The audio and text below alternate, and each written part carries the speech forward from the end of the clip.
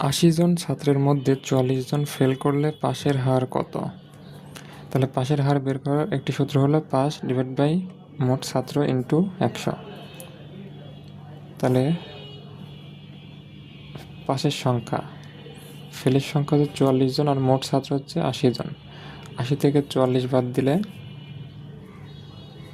80 থেকে 44 বাদ দিলে থাকবে হচ্ছে 36। তাহলে পাস করেছে কতজন? 36 জন। আর মোট ছাত্র হচ্ছে 80 জন।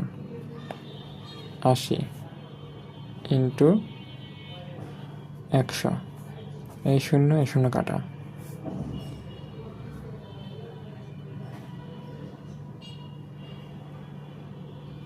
4 দিয়ে কাটাকাটি করলে 4 দুগুণে 8 আর 4 নং 36,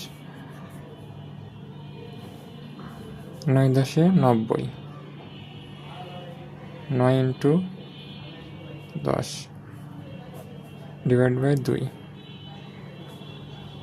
তাহলে 9 10 90 আর 2, 90কে 2 দ্বারা ভাগ করলে 45। 100-র জন্য পার্সেন্টেজ, তাহলে উত্তর হলো 45%। সুতরাং উত্তরটি হবে ক।